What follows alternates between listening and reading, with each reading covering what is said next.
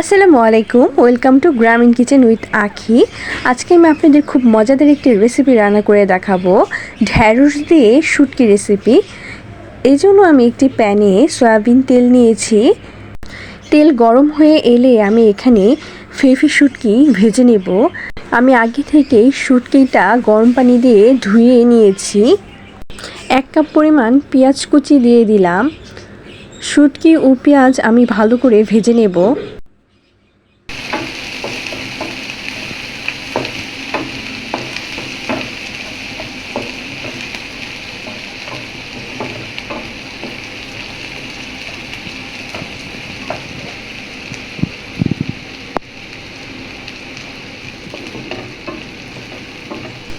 ভালোভাবে ভাজা হয়ে গেলে আমি 2 চামচ রসুন বাটা দিয়ে দিব, 1 চামচ আদা বাটা দিয়ে দিলাম,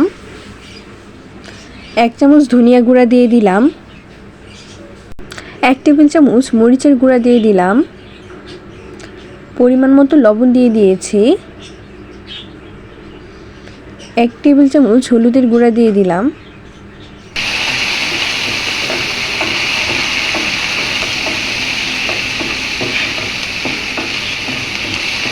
মশলাটা আমি ভালোভাবে 1 মিনিটের মতো ভেজে নেব।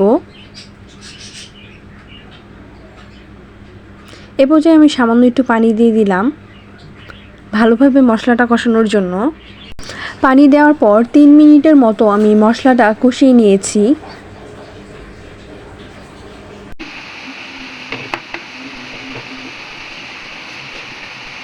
মশলা কষানো হয়ে গেলে আমি একটি মাঝারি সাইজের আলু চিকন চিকন করে কেটে দিয়েছি ও একটি টমেটো কুচিয়ে দিয়ে দিয়েছি, 6টার মতো কাঁচা মরিচ দিয়ে দিয়েছি।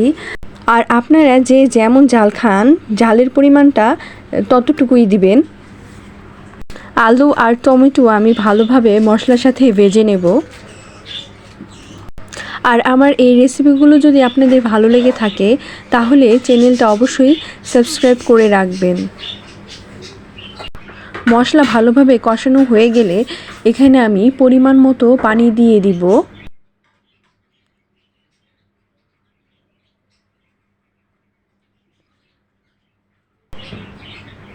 ঢাকনা দিয়ে ঢেকে 3 মিনিটের মতো সেদ্ধ করে নেব।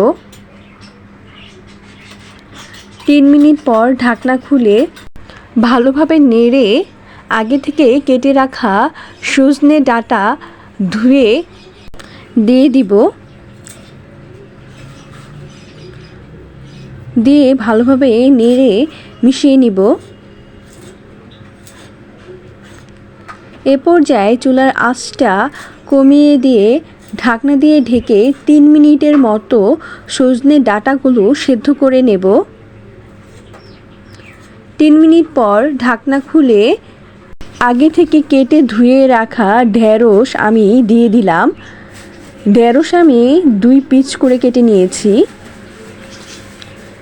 ঢেঁড়স দিয়ে ভালোভাবে নেড়ে চেড়ে মিশিয়ে নিব। ঢেঁড়স দেওয়ার পর আমি তরকারিটা আরও 5 মিনিটের মতো ঢাকনা দিয়ে ঢেকে রান্না করে নেব।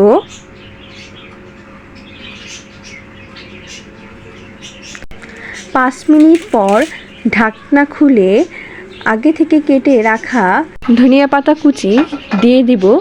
ধনিয়া পাতা কুচি দিয়ে নেড়ে চেড়ে নামিয়ে নিব। আর আজকের এই রেসিপিটা আপনাদের কেমন লাগলো তা অবশ্যই কমেন্টে জানাবেন। আর যদি ভালো লেগে থাকে তাহলে অবশ্যই একটি লাইক, কমেন্ট ও শেয়ার করতে ভুলবেন না। এই রান্নাটা বাসায় একবার হলেও রান্না করে দেখবেন। এটা এত মজার হয় আপনারা না রান্না করলে বুঝতে পারবেন না। আরও নিত্য নতুন রেসিপি পেতে আমার চ্যানেলটা সাবস্ক্রাইব করার অনুরোধ রইল। আর আপনারা সকলে ভালো থাকবেন, সুস্থ থাকবেন। আবারও নতুন কোনো রেসিপি নিয়ে হাজির হব। সে পর্যন্ত আল্লাহ হাফেজ।